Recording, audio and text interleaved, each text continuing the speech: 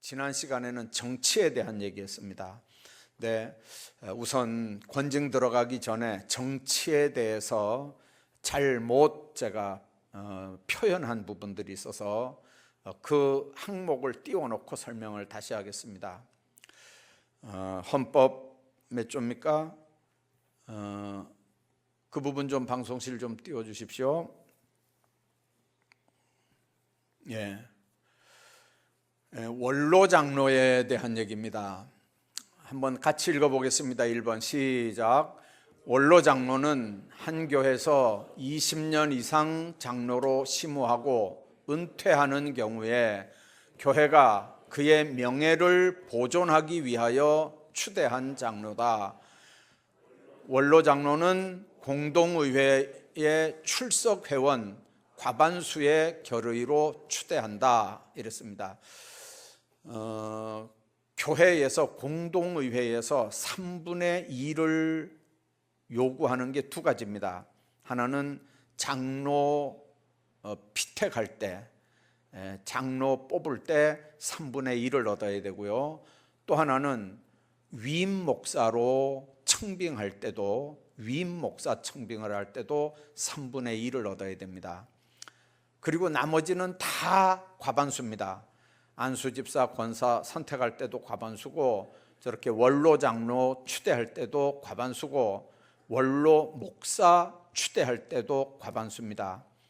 근데 원로 장로는 이제 공동의회에서 선택을 해서 이렇게 임직을 하면 되지만, 원로 목사는 여기서 공동의회에서 과반수로 선택을 해서 노회의 허락을 받아야 됩니다. 그래서 허락을 받으면 주보에 원로 목사가 반드시 기재가 됩니다. 그래서 그 교회의 원로 목사, 원로 장로들이 이제 있는 거고요. 그 다음에 은퇴 장로 45절 한번 보겠습니다. 45절을 한번 봅니다. 시작. 은퇴 장로, 은퇴 장로는 당회와 재직회의 언권 회원이 된다 이랬습니다. 예, 이제 은퇴하신 장로님들은 은퇴 장로죠. 지좌교회 은퇴 장로임을 선언한다. 당회장이 그렇게 선언을 합니다. 은퇴할 때는요. 안수 집사도 권사도 은퇴할 때는 지좌교회 은퇴 권사, 은퇴 안수 집사임을 선언한다. 이렇게 선언을 합니다. 자, 은퇴 장로나 원로 장로는 재직회의 당회와 재직회의 언권 회원이 된다 이랬습니다. 지난번에 제가 뭔 얘기를 했냐면 은퇴를 하면 세례교인으로 돌아간다 이렇게 제가 얘기를 했는가 봐요. 네, 세례교인으로 돌아갈 때 여러분들 저 언권 회원이 뭘 의미하는 겁니까? 임직받기 전으로 돌아가지만, 그러나 언권 회원이라는 말은 이거는 무제한, 무기한, 무한으로 교회 일에 책임지는 자들이라는 의미입니다. 쉽게 말하면 은퇴를 해도, 여러분들 은퇴 장로라도, 원로 장로는 말할 것도 없고요, 은퇴 장로라도 당회의 재직회의 언권 회원이란 말입니다. 언권 회원은 옵서버라는 얘기가 아닙니다. 옵서버가 아니고 회원입니다. 언권 회원입니다. 그 말은 장로님들이 안수 집사를 임명하고, 아니 안수 집사를 머리에 손 얹어서 뽑고 임직시켰고, 장로님들이 권사를 머리에 손 얹어서 임직시켰고, 은퇴 장로님들입니다. 시무 장로들을 손 얹어서 안수를 했으니까 이거는 돌아가실 때까지 책임지라 그 말입니다. 그래서 여러분들, 우리는 지금 당회 은퇴하신 장로님들이 당회 참석 잘 안 하셔요. 그러니까 뭐 젊은 사람들, 뭐 시무 장로님들이 알아서 다 잘 하시겠지 하고 안 하는데, 이 법적으로 언권 회원이라는 말은 참석해서 언권을 행사하란 말입니다. 결의권은 없어도 잘못 결의하거나, 아니면 회의법을 몰라서 잘못 진행하거나, 아니면 아닌 걸 기라고 결정하거나 하는 모든 일에 은퇴하신 장로님들이 언권 회원으로 무한 책임을 지라고 말입니다.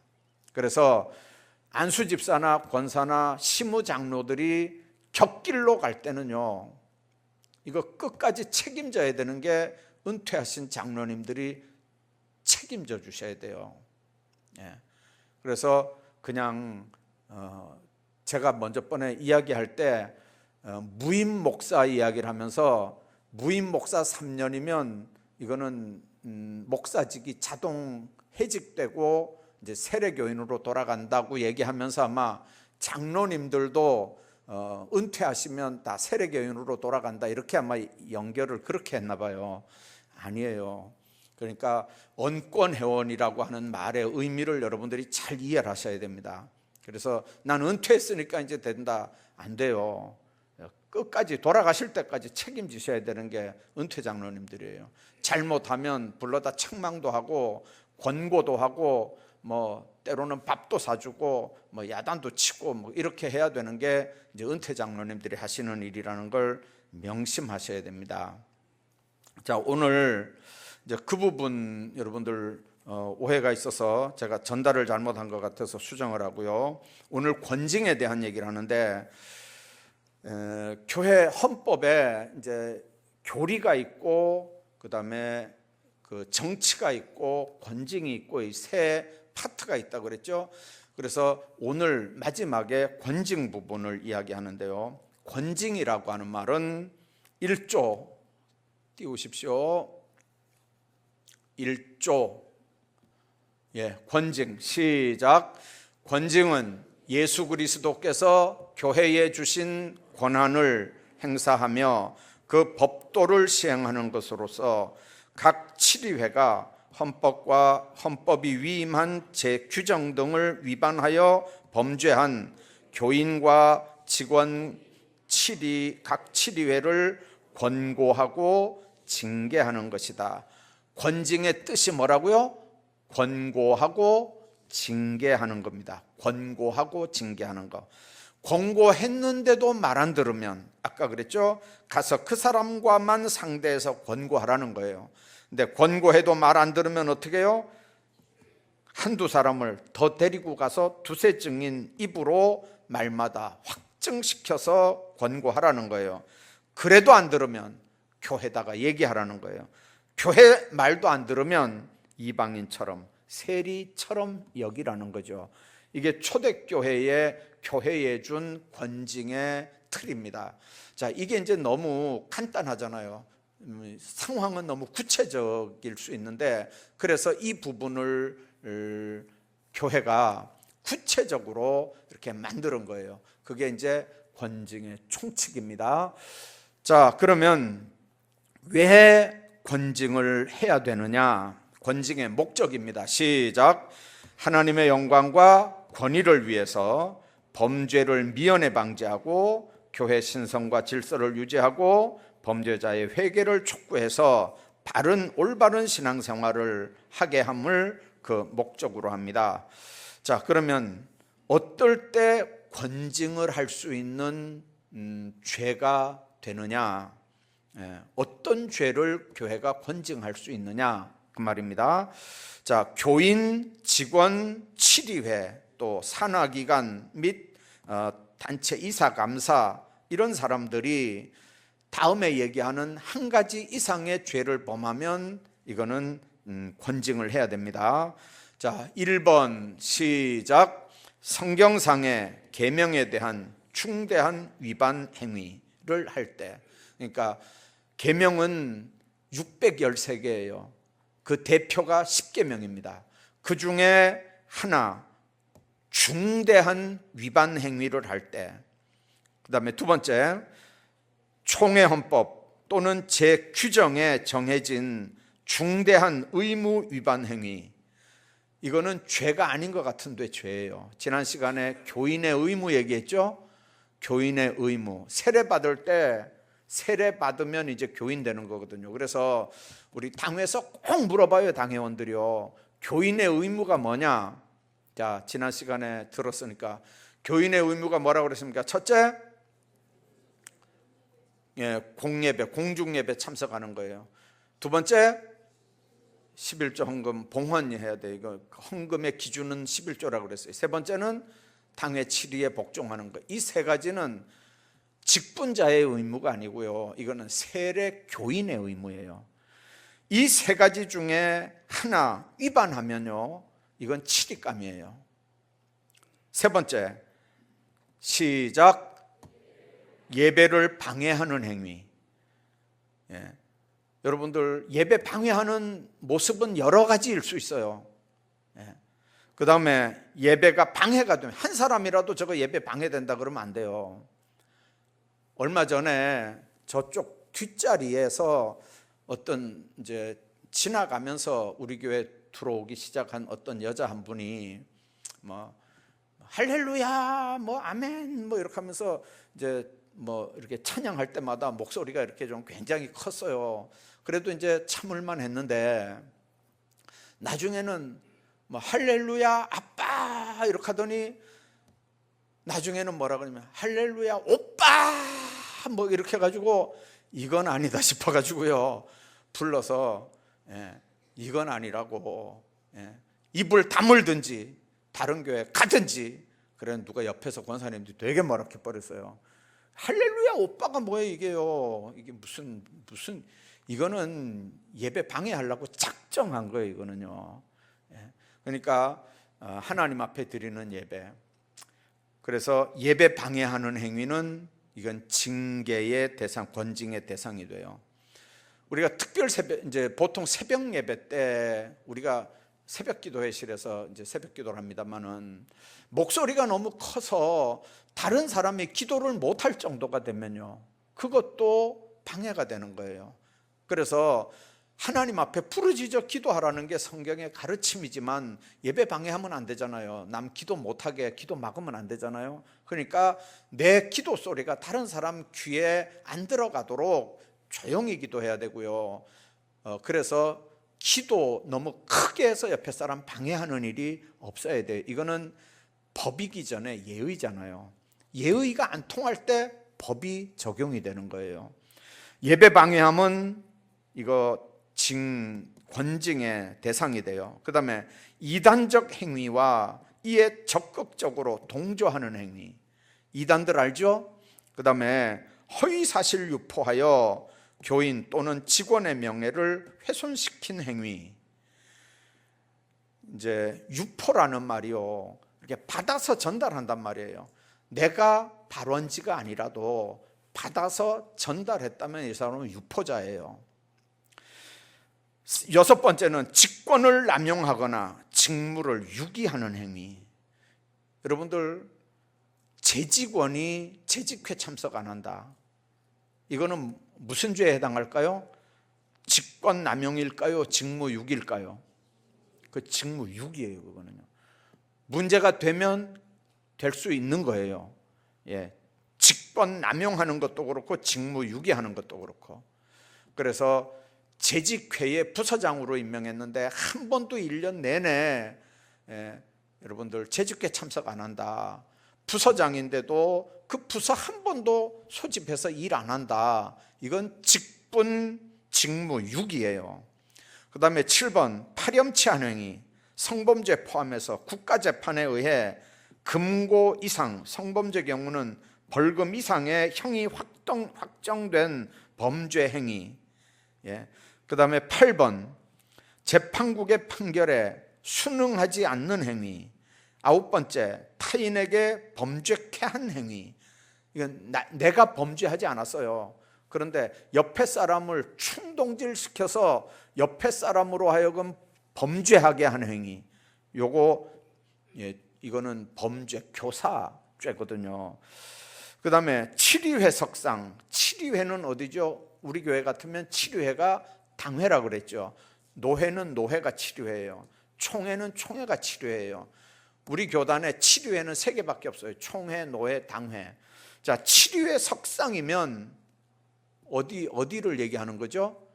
당회 석상이나 그 다음에 당회 회의하다가 그 다음에 회의 중에, 그 말이 석상이라는 말은 당회 중에, 그 다음에 교회의 재직회 또는 공동의회 석상에서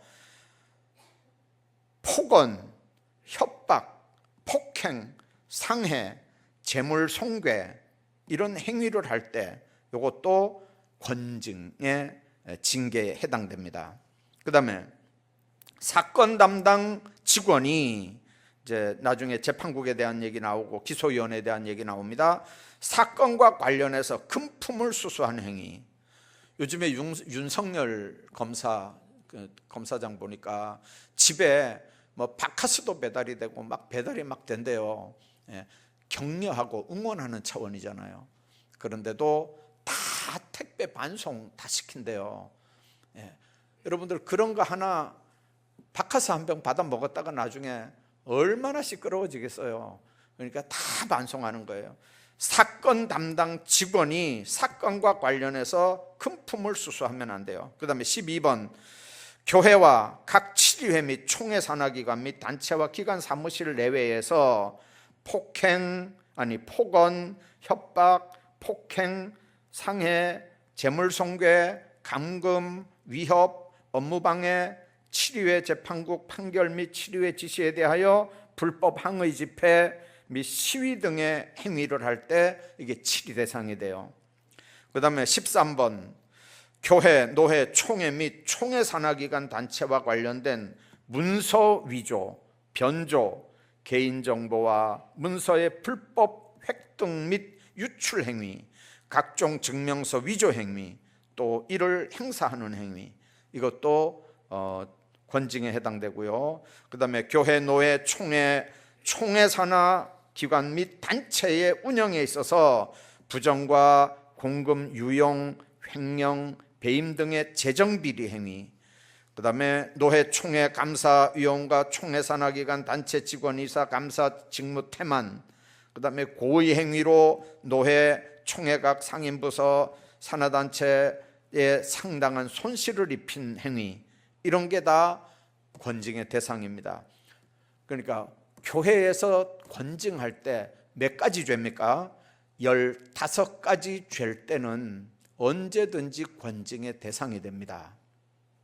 자, 그러면 이렇게 이제 15가지 중에 교회에 누가 이제 이 15가지 중에 죄를 범했습니다.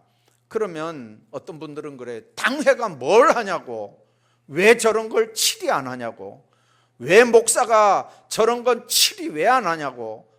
근데 목사가 할 수 없어요. 잘 들으세요. 목사가 할 수 없어요. 장로들도 치리 못해요. 당회도 치리 못해요. 누가 치리하는 거죠? 누가 합니까? 재판에 의하지 않고는 아무도 치리할 수 없어요. 재판에 의하지 않고는 치리가 안 된다고요. 자, 예외 사항이 나중에 하나 있긴 있어요. 그거 나중에 설명하겠지만, 자, 재판의 원칙 한번 봅시다. 재판의 원칙. 모든 교인은 재판을 받아서 자기를 방어할 권리를 가집니다. 재판은 3심제로 하고요. 1심은 당회인 치리회에서. 근데 그게 당회가 재판했는데 내 마음에 안 든다, 불복할 수 있어요. 그러면 노회다가 재판을 청구할 수 있어요. 그 다음에 노회서도 했는데 노회서도 내 마음에 안 든다, 그러면 총회까지 올라갈 수 있어요. 그래서 3심제로 하고요. 재판은 성경과 헌법 또는 헌법 시행 규정에 의해서 공정하게 해야 되고요. 고소장, 고발장이 재판국에 접수된 후에 4개월 이내에 재판을 마쳐야 돼요. 이거 계속 끌면 안 되거든요. 자, 이게 재판의 원칙이에요. 자, 그 다음에 재판을 해서 벌을 주는데 어떤 벌을 주느냐, 아까 15가지가 죄목이라 그랬죠. 그 죄목에 재판을 하면 재판 과정은 조금 이따 설명할게요. 재판을 해서 벌을 줘야 되는데, 자, 벌을 주는 거 몇 가지인지 한번 봅시다. 자, 5조 책벌은 다음과 같아. 동그라미 1번입니다. 시작. 견책. 이거는 죄과를 꾸짖고 회개하게 하는 거예요. 견책입니다. 사람 불러다가 보는 앞에서 책망한다 그 말입니다. 두 번째, 근신. 2개월 이상 6개월 이내 기간에 죄과에 대한 반성문을 1회 이상 소속 치료회장에게 제출하고 행동을 삼가해야 됩니다. 반성문 써내라 그러면 여러분들 교회 오겠어요? 여기가 뭐 고등학교야 중학교야 뭐 초등학교야 그러면서 여기 아니면 교회 없어 이렇게 하고 가겠죠. 그러니까 그러나 여러분들 분명한 건 2개월 이상 6개월 이내에 죄과에 대한 반성문 1회 이상 안 써내려면 이런 사람들은 이거 이제 불복종하는 거잖아요. 그러면 이제 방법이 없어요. 그다음에 세 번째 수찬정지입니다. 죄과에 따라서 이게 얼마나 가볍냐 무겁냐에 따라서 6개월 이상 1년 이내에 수찬을 정지시킵니다. 요 수찬정지 여기서부터 흠이 있느냐 없느냐가 돼요.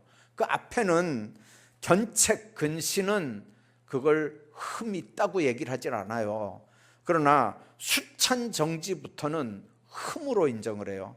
그래서 우리가 안수집사 권사 뽑을 때 무흠 5년이잖아요. 그러면 교회 안에서 무흠 이 수찬정지 이상의 그러니까 3, 4, 5, 6, 7, 8를 받고 5년이 안 지나야 되고 장로는 7년이 안 지나야 된다 그런 의미입니다. 자, 수찬정지한다는 말은 성찬식 이게 참석 못하게 한다 그 말이에요. 자, 그다음에 시무정지입니다. 3개월 이상 1년 이내에 치리권을 정지합니다. 자, 시무정지니까 목사도 여기 해당될 수 있고 안수집사 권사도 해당될 수 있고 시무장로들도 여기 해당될 수 있어요. 그래서 이 시무정지 판결을 받으면 짧게는 3개월, 길게는 1년 안에, 그러니까 1년 이상은 시무정지가 없어요. 그 1년 안에 다 해결이 되지만 행정권, 권징권을 다 정지가 됩니다. 그 다음에 시무해임 3개월 이상 1년 이내의 기간 설교권을 포함해서 교회의 모든 시무를 정지시킵니다. 그래서 3개월 이상 1년 이내에 설교하지 못하도록 설교권을 해임시키는 거죠. 목사 같으면은. 그리고 정직 6개월 이상 2년 이내 기간에 직원의 신분은 보유하나 신분이 일시 정지가 됩니다. 정직이니까 직이 수독되는 거죠. 자, 직이 보유가 되지만 일시 정직되고요, 정지되고요. 그 기간 모든 직무를 정지당하고 동시에 수찬도 정지가 됩니다. 이게 정직입니다. 그 다음에 이건 총회 파송하는 거 이제 못 하고요. 그 다음에 면직 이거는 직원의 신분을 박탈하는 겁니다. 그래서 이제 아까 들어올 때도 얘기했지만 목사님이 무임 3년이 되면 면직 처분을 받습니다. 그래서 목사 아닌 걸로 직원의 신분을 박탈하죠. 자, 이제 교인에게 과하는 벌이 있고요, 직원들에게 과하는 벌이 있습니다. 이걸 그 위에 있는 8가지를 구분해서 놨습니다. 교인들에게는요, 견책, 근신, 수찬정지, 그 다음에 출교, 이렇게 해서 네 번째 출교 하나를 더 집어넣어서 이건 쫓아내는 거죠. 교회 내보내는 겁니다. 자, 그런데 직원에게 하는 거는요, 교회 항존직, 임시직입니다. 항존직은 안수집사, 권사, 장로, 목사 이런 사람들이 항존직이고요. 임시직은 서리집사, 그 다음에 전도사가 임시직입니다. 자, 이런 사람들에게는 어떻게 하느냐? 견책, 근신, 수찬정지, 시무정지, 시무해임, 정직, 면직 이렇게 하고 이제 노회나 뭐 직원들에게는 상회 파송 정지를 하는 거죠.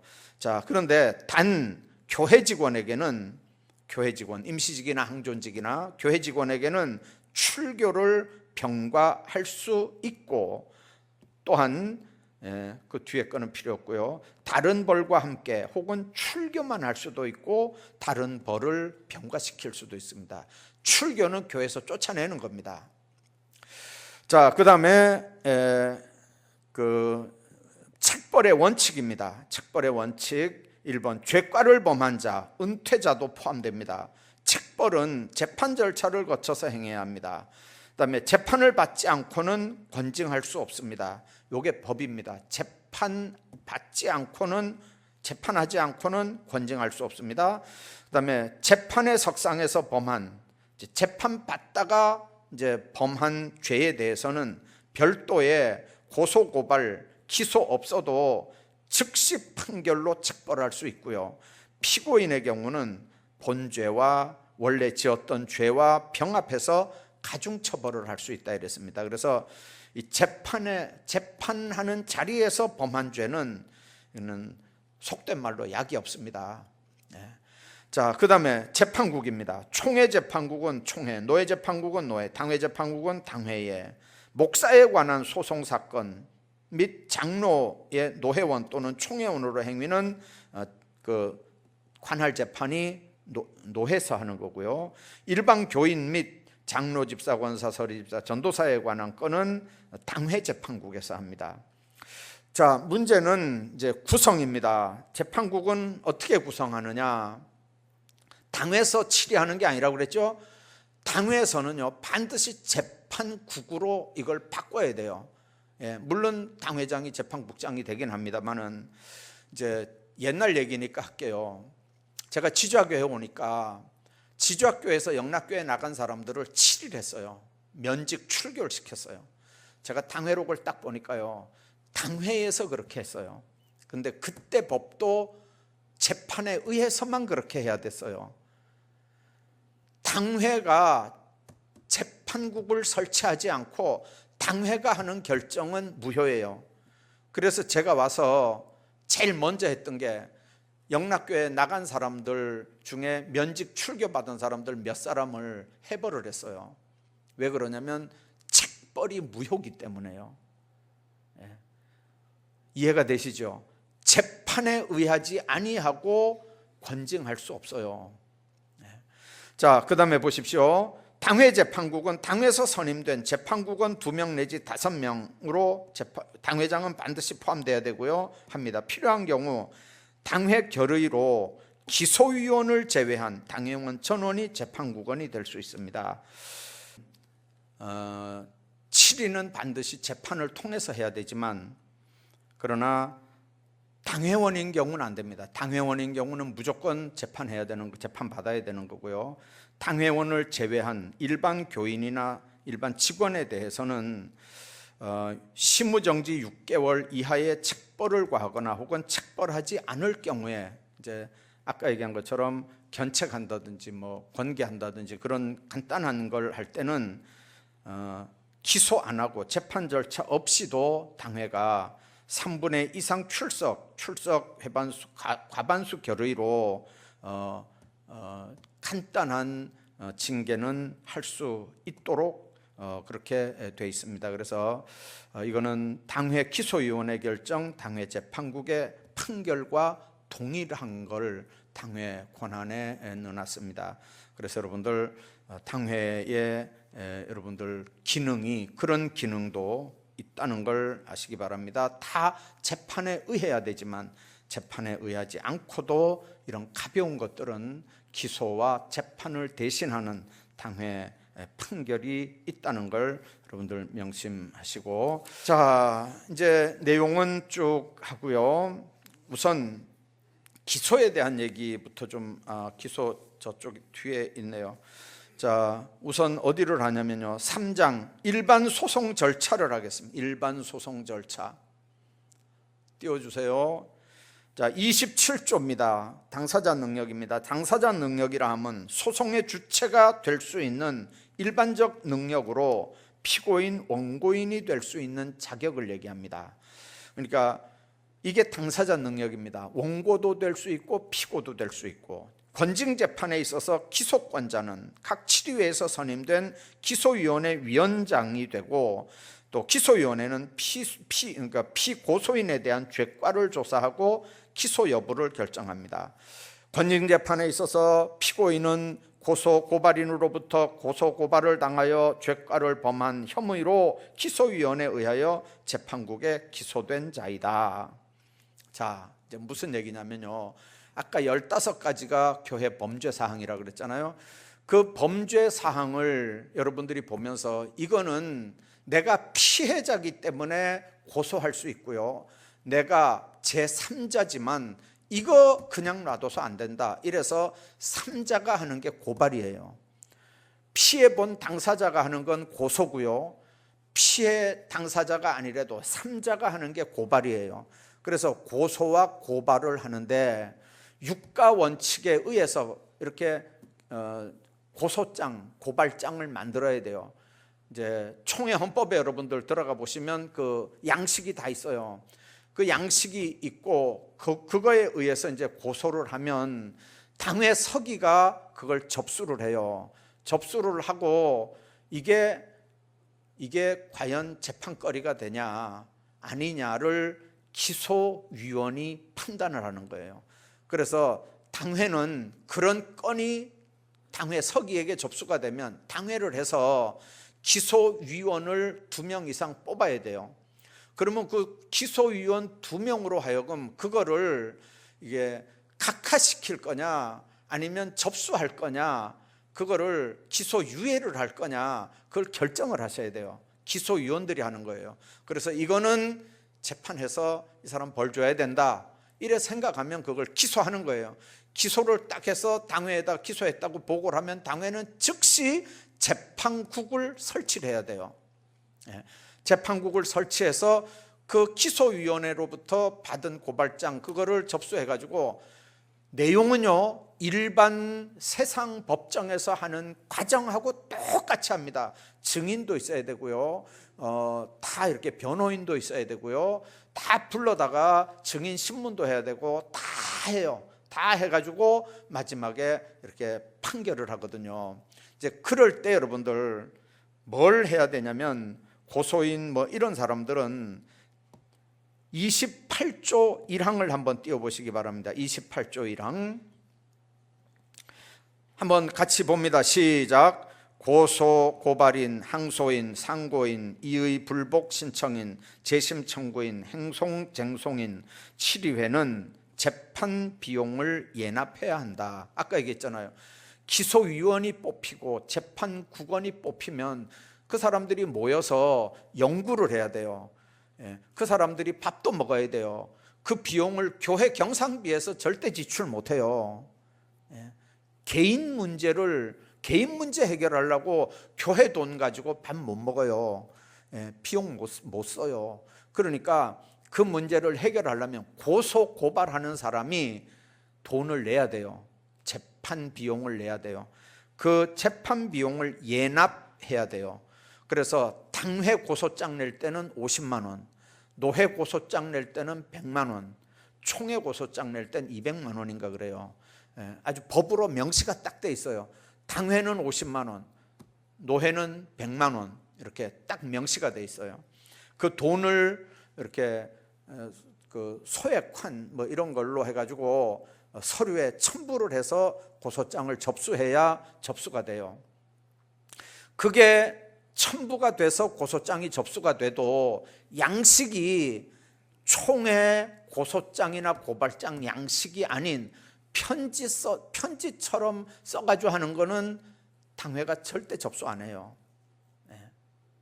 우리 교회도 얼마 전에 몇 년 전에 이 무슨 비슷한 게 하나 들어왔어요. 고발장 비슷하게 하나 들어왔어요. 고소장 비슷하게 하나 들어왔어요. 근데 당회가 접수하지 않았어요. 왜 안 했냐면 편지처럼 썼어요, 내용을요. 그리고 50만 원도 안 붙였어요. 그래서 본인 불러다가 이거는 양식에도 없는 편지처럼 써서 고소하는 게 어디냐, 제목은 고소장 이래가지고 뭐 나름대로 몇 년 몇 월 며칠 날 뭐 몇 시에 뭐 저거 뭐 쭉 했어요. 근데 양식이 그 양식이 글씨 하나라도 틀리면요 당회는 절대 접수 못해요. 그거 접수하면 당회가 걸리게 돼 있어요.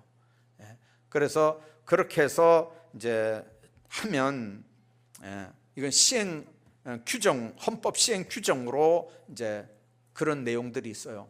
그래서 당회가 접수하면 아까 얘기한 것처럼 재판국 만들어서 재판국에 그 사항을 다 넘겨줘야 돼요. 그러면 재판국에서는 그걸 받아가지고 재판을 하고 나중에 판결을 하는 거죠. 자, 얘기는 이제 그런 얘기들이에요. 자, 32조를 한번 보십시오. 32조.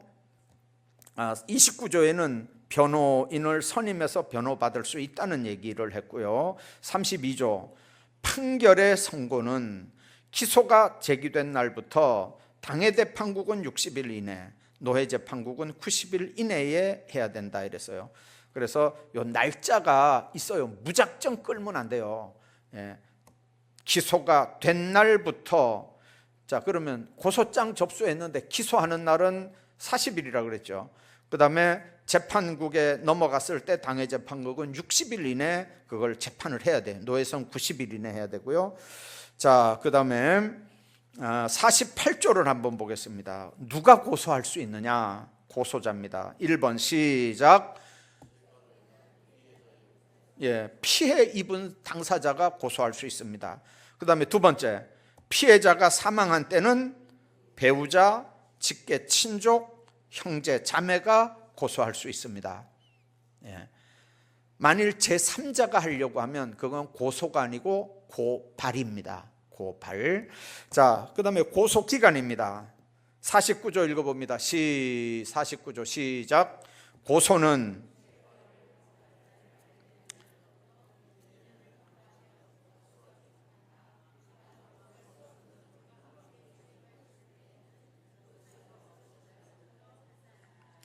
그러나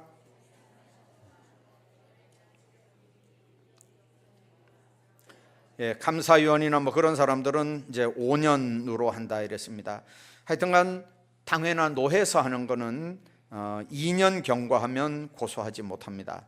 자, 그 다음에 50조를 한번 봅시다. 시작. 고소는 제1심 판결 선고 전까지 취하할 수 있습니다. 재판 시작하면 재판 판결이 나면 안 돼요. 그러니까 판결하기 전에 재판 중에라도 언제든지 취하할 수는 있어요. 만일 재판 시작됐으면 돈 낸 거 못 받아요. 그 다음에 고소 취한 자는 동일한 내용에 대해서 다시 고소하지 못해요. 예를 들면 누구한테 폭행을 당했어요. 그래가지고 가서 병원에 가서 진단서 받았어요. 요즘에 진단서 2주 진단서는요, 가서 말만 하면 대충 다 띄줘요. 2주 진단서는요.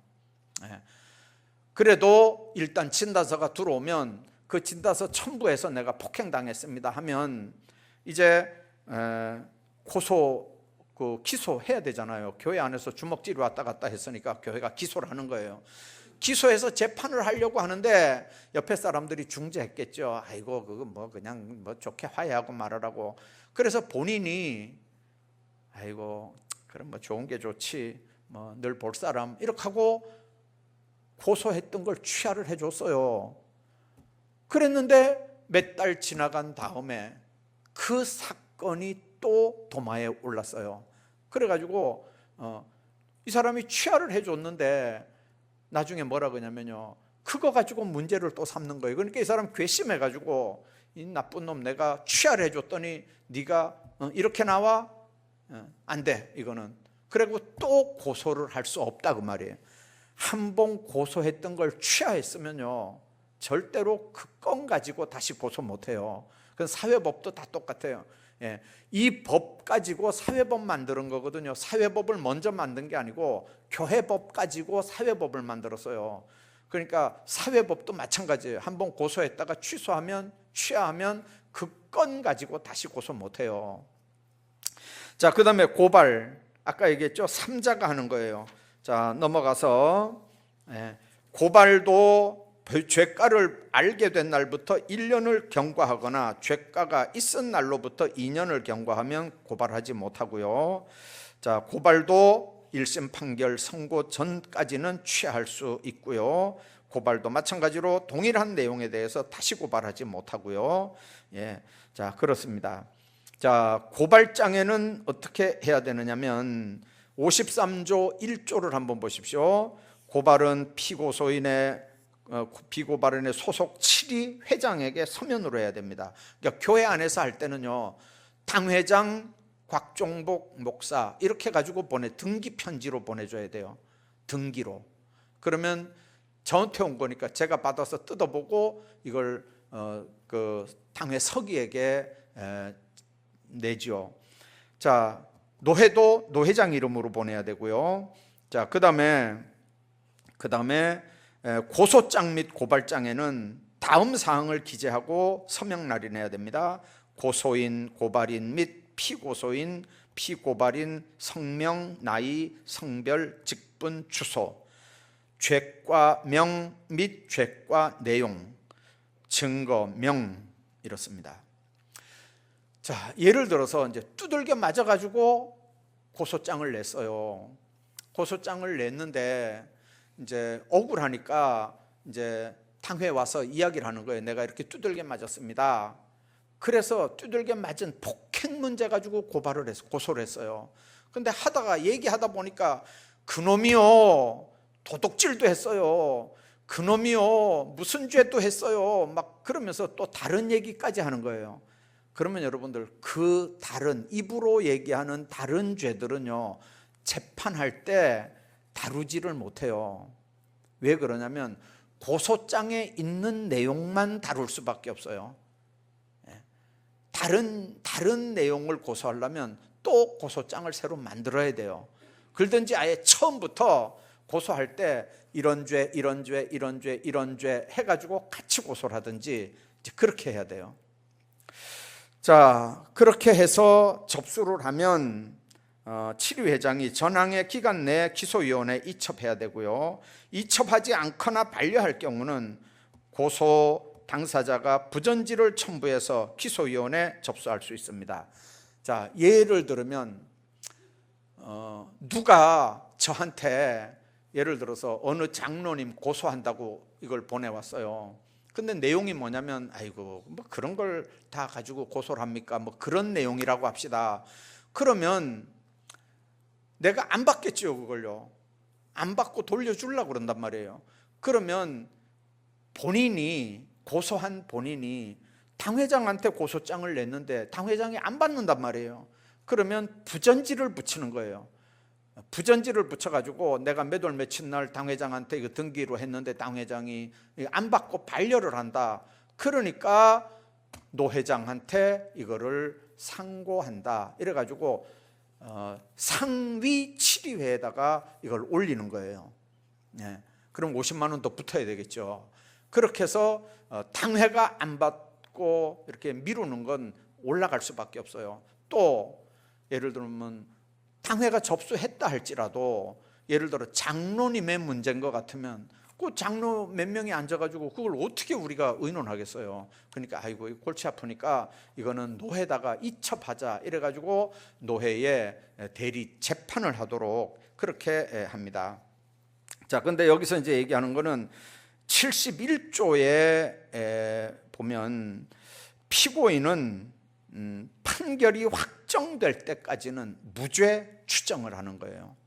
그래서 본인이 고등법원까지 가든지 대법원까지 가든지 아니면 우리로 말하면 노회까지 가든지 총회까지 가든지 다 무죄 추정을 한다 이랬습니다.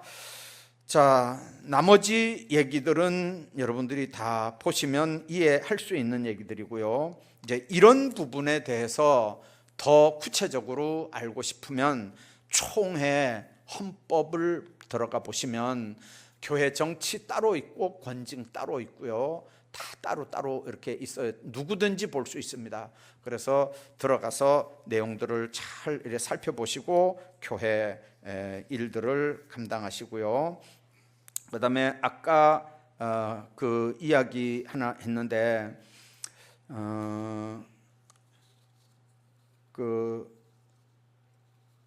여기 내용이 뭐가 중요한 게 지금 하나 얘기를 안 한 게 있는데요.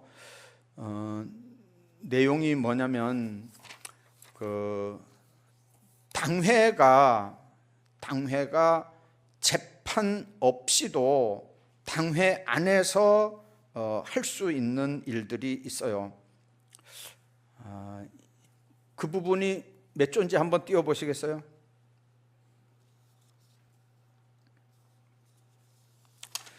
모든 죄는 다 당회 7위 당회가 이렇게 그 재판을 해서 해야 되는 거라고 그랬잖아요. 그런데 견책, 근신 이렇게 간단한 책벌을 할 때는 꼭 기소 안 하고 당회에서 그냥 이렇게 즉시 판결로 할 수 있어요. 그래서 이제 그런 부분들은 나중에 혹시 기회가 되면 한번 또 말씀을 드리겠습니다. 다 당회에서 재판국을 만들어서 재판해서 해야 되지만 고소 고발 없이도 당회에서 교회 질서를 위해서 견책, 근신 뭐 이런 정도는 얼마든지 할 수 있다는 걸 여러분들 명심하시고 그렇게 하시면 되겠습니다.